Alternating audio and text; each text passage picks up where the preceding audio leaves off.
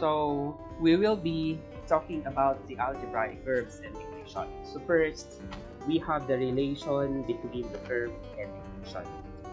So in every equation, it involves the variable of x and y, and it is usually satisfied by an infinite number of pair of values of x and y. So sa isang equation, let's say, sulat lang ako ng isang equation. Let's say y is equal to 2x plus 5. Now, it's a random equation. Always nakikita natin, we have the variables of y and x. Tapos, in every pair, no, let's say, mag-a-assume tayo ng value ng x. Kunwari, lalagay natin doon 2. So, lalabas, that would be 4 plus 5. So, lalabas, 9. No? So, magkakaroon tayo ng 2, 9. And, if we have x is equal to 1, then we have y is equal to 7. No? So, we have here 1, 7. Okay? So, infinite number of points, meaning, kasi we have the number from negative infinity to the positive infinity, no, that you can substitute to the value of x for you to have the corresponding value of y. Or, infinite number of y, wherein pag nag-substitute ka doon, you can also compute for the corresponding x para doon sa equation na yon. So, these points follow a pattern according to the given equation and form a definite geometric figure called the curve or locus of equation. So, let's say, meron tayong certain equation. Yan. So, dito siya dumaan. And then, in here. Tapos, bumaba siya dito. Tapos, nandito yung kanyang y-intercept. Tapos, umakyat siya doon. Tapos, umakyat siya doon. And then, bumaba siya dito. Nandito naman yung kanyang x-intercept. Now, if we are going to trace this curve, no? So, kung iti-trace natin, pag dudugtungin lang natin to, yung mga points na to, no? So, and here, of course, mas madaming points ang kailangan natin para makita natin yung kanyang totoong itsura, no? Kasi kung gusto mo talagang makuha yung totoo niyang itsura, of course, you are going to compute for the value para dito sa part na to, para makita natin, so malay ba natin kung it's concave downward or it is concave upward like this, no? So, eto, pag pinagdugtong-dugtong natin yan ay tinatawag nating curve. Or, we also refer this as the locus of equation. Hindi ito yung locus ng mga mga Ilonggo na locus yung pusit. It's locus of equation. So each algebraic equation corresponds to a definite curve or locus, or in some cases, no locus at all. So there are some equations na walang graph in a certain part, no? So yung hindi siya nag-e-exist in certain portion na may mga ganong curve. And in every equation, let's say we have this f of x, we have the g of x, and this h of x, no? So itong mga to, kada isa sa kanila, iba't ibang uri ng equation, may mabago lang nadagdagan lang siya ng isang variable o nagbago lang yung constant niya. Then, magiging iba na yung itsura niya. Magbago yung kanyang exponent, then magkakaroon ka rin ng ibang itsura para doon sa certain equation na yan.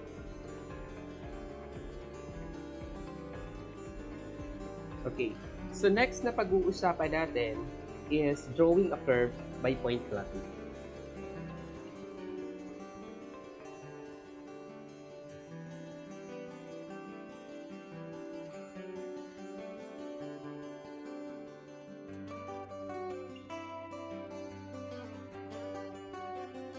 A curve or locus of the given equation or algebraic equation may be drawn by point plotting. this is accomplished by assigning values to x and solving for the y, or vice versa. Yung sinasabi ko kanina that if we have this equation, let's say y is equal to mx plus b as a general equation ng line. If we are going to substitute the value of x, then you can compute for the value of y. Or if we are going to substitute the value of y, then you can compute for the corresponding value of x. So each pair of these values of x and y represents a point.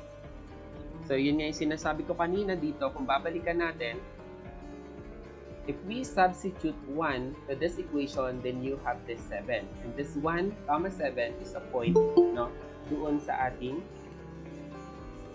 graph.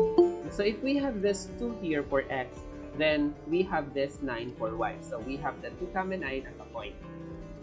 So dito, kita naman natin na kapag meron tayong mga values ng x and y, let's say you have the x sub 1, y sub 1, and you have the x sub 2, y sub 2, or up to x sub n, y sub n, no? Etong mga to, kapag pinlat natin, no, sa Cartesian coordinate plane, ay makikita natin kung anong itsura ng equation na to. So by connecting the sufficient number of points with a smooth curve, we obtain an approximation of the required curve.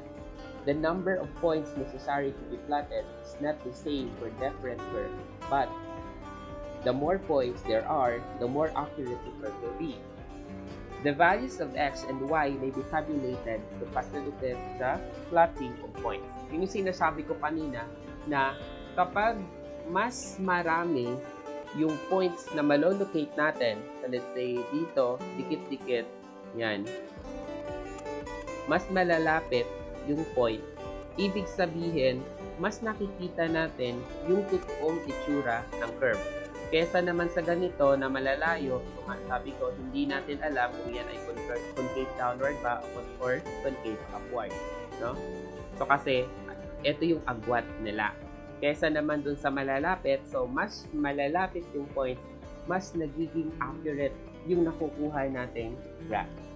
So, let's try this as our example.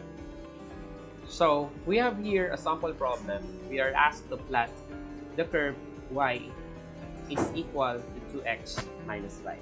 So, we all know that this is just an equation of a line. No? So, what we are going to do is to assign the values for the x, no, in order for us to compute for the y, no, kasi gagawa natin ito ng table. Dito natin ilalagay yung mga sagot natin. So in every value of x, you have your y here. Okay, so maybe you could start with negative 2.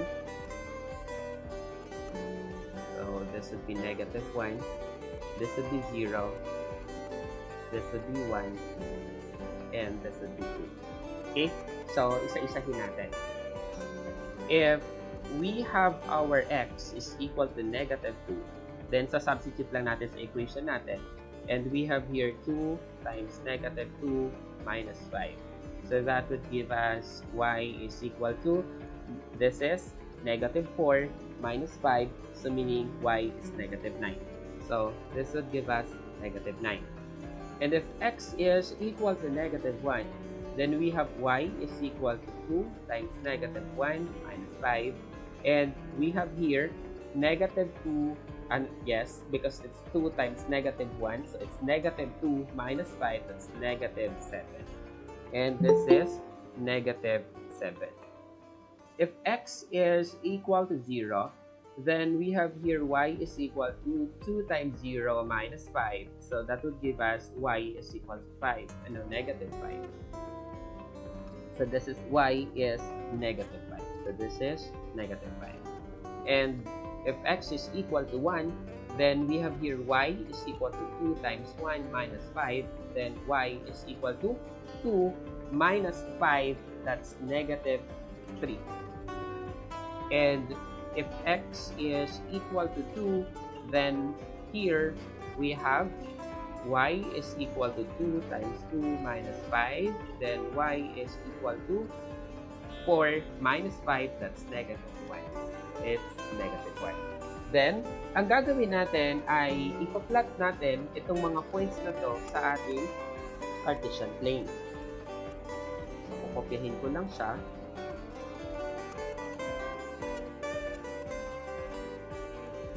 Okay, later. Papakita ko muna gamit ang calculator ha kung paano natin gagawin. Open lang ako ng calculator.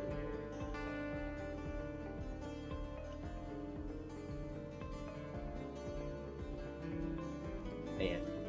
So, sa calculator, ang gagawin natin using the calc function, ito lang po yun. Ita-type lang natin yung equation natin. So, equation natin ay 2x. Hindi mo na isasama yung y.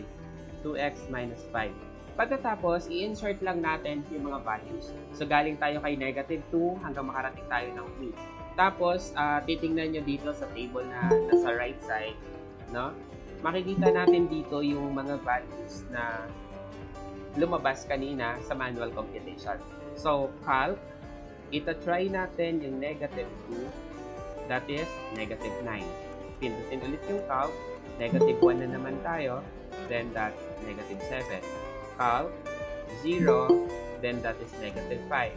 Calc, negative 3, negative positive. Calc 1 is equal to negative 3, and calc 2, that's negative 1.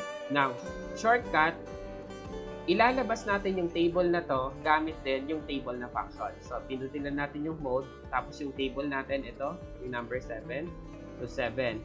Ita-type lang natin yung equation natin. The equation natin is 2x minus 5. So, 2x minus 5. Tapos, equals, wala naman tayong g of x, isang function lang naman yan. Start. Saan tayo mag-uumpisa? Mag-uumpisa tayo sa negative 2. Saan daw tayo magtatapos? Magtatapos tayo sa positive 2. Tapos, sinasabi niya step, ano yung agwat sa pagitan ng mga points? From negative 2 to negative 1, from 0 to 1 to 2, merong tig-isang point, di ba? So, 1 yung kanyang interval. Yun yung step.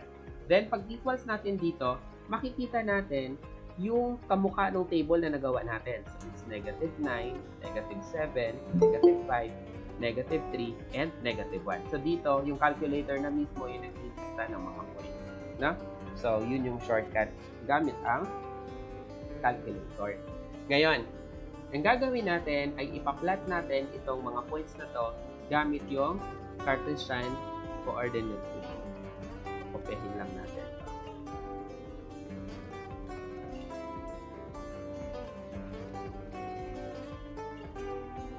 Okay. And then, kopyahin din natin to para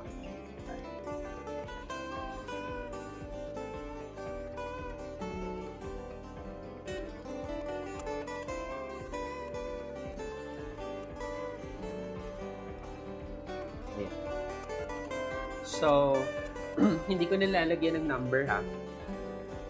Gagamitin ko na lang itong kulay green siguro. Or red na lang para makita. Okay. So, we have negative 2, comma negative 9. So, ito yung negative 2. Negative 9 is 1, 2, 3, 4, 5, 6, 7, 8, 9. So, nandito siya. And, negative 1, comma negative 7. So, ito siya. And then, we have 0, comma negative 5. Ito yung 3. Wait. Ito yung 3. Tapos, ito yung 1. So, makikita natin dito yung 5 points na to. Kung i-connect natin to, then, we have this.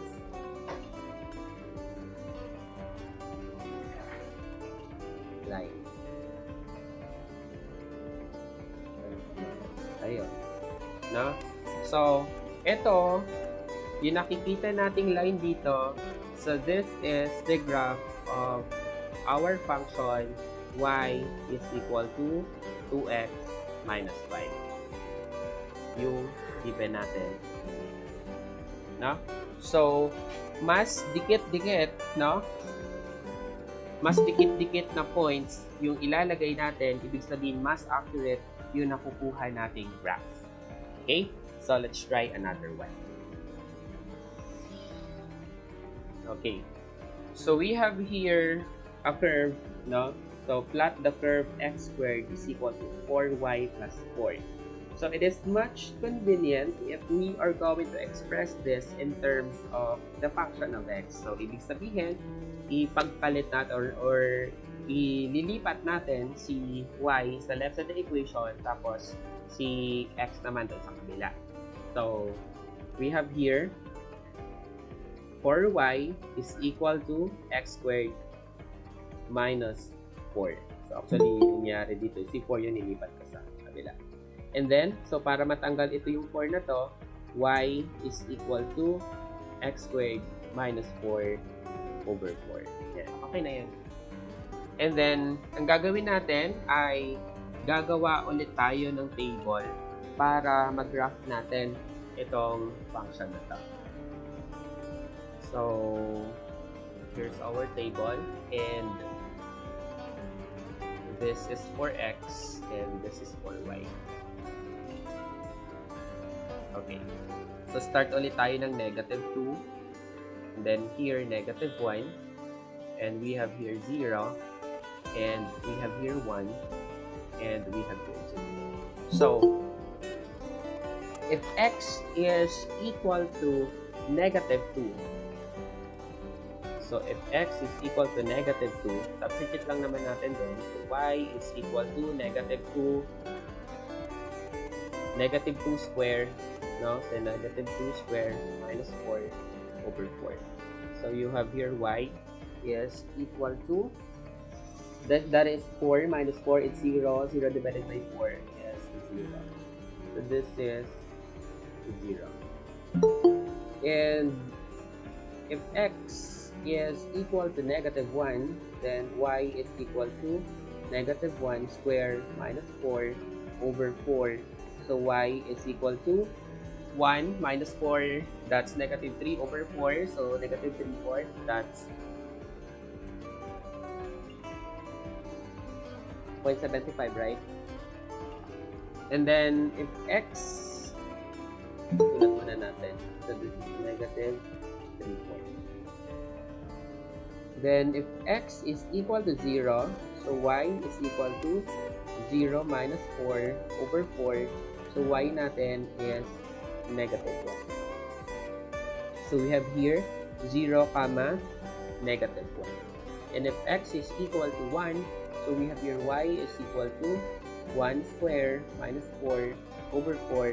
Then, we have here negative 3/4. And if x is equal to 2, so you have your y is equal to 2 squared minus 4 over 4. Then, we have here 0. Okay? So, kung gagamitan natin ang calculator, sabi ko nga kanina, if we are going to have this, the calculator, ayan. So, you can just type in the equation. And then, ipindutin lang natin yung calc. So, calc negative 2, so that's 0. Calc negative 1, that's negative 3/4. Calc 0, that's negative 1. Calc 1, that's negative 3/4. Calc 2, that's 0. And sabi ko nga, para mas mabilis, we will be using the table function, that's mode 7. And then, type in natin yung equation natin. No? So, you can only make use of this kapag yung equation natin ay nakay function of x. No? So, dapat y is equal to the function of x. No? Hindi natin yan pwedeng gamitin dito kapag ang given natin ay ito, kasi ito ay naka-express sa x naman siya. So, we have here x squared minus 4 over 4. So, we will start with negative 2 and we will end at positive 2 and then step natin is 1. So, as you can see here, you have 0 0.75, so negative 0.75. Nakikita naman natin dito sa baba na negative 3/4. And you have negative 1 and negative 3/4 here, and then 0 here. No? So kung iti-trace natin yung graph nito, we have negative 2, 0. So, ito yun. And then, we have negative 1, 3/4. So, mga dito sa banda. And then, we have 0, negative 1. And then, we have here 1, negative 3/4. So, ito siya. And then, you have here 2, 0. So, kung titingnan natin, it is a parabola facing upward. Now, so this is the graph for the equation x squared is equal to 4y plus 4.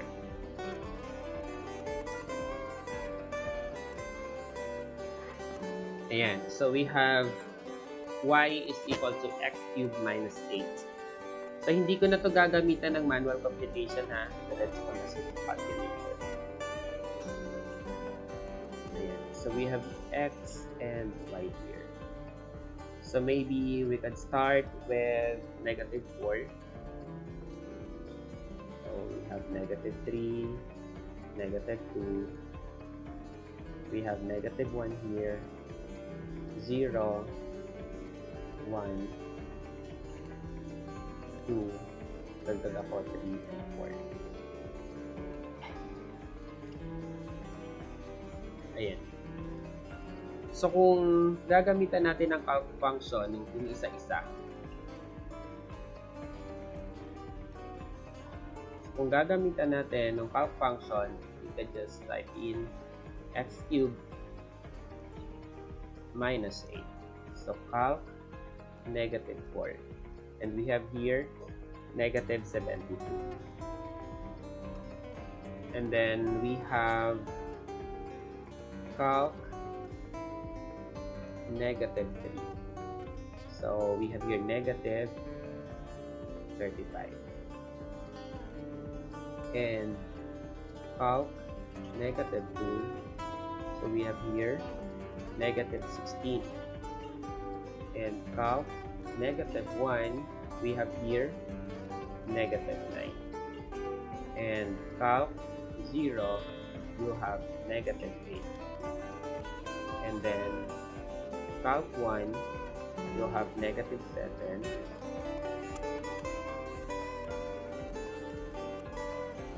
Calc 2, you have 0. And then calc 3, you have 19. And then calc 4, you have here 56. Okay? And if we are going to have this table using the mode 7 function, so type in lang natin yung equation natin. So that's x cubed minus 8.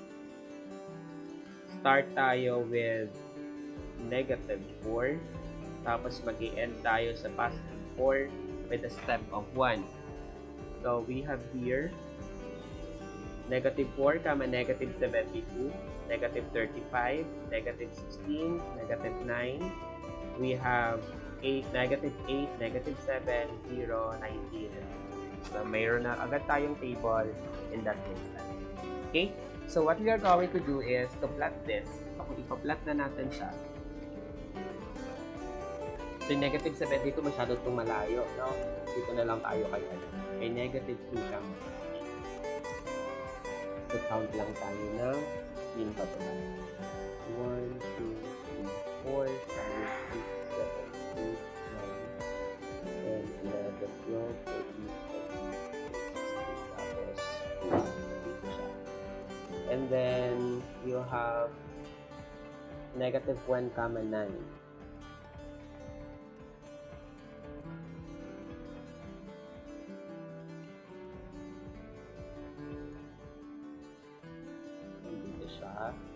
And then you have 0, 8, and then dito siya.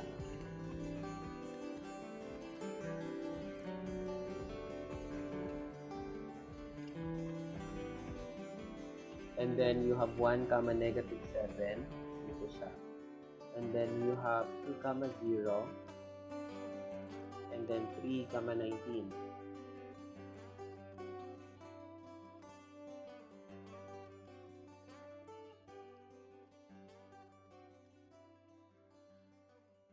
Dito na siya. Okay? So, kung titingnan natin, yung graph natin,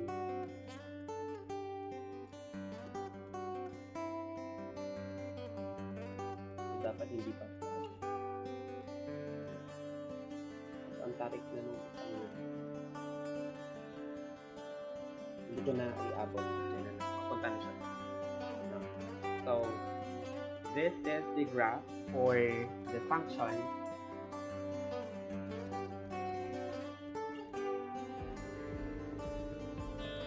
y is equal to x cubed.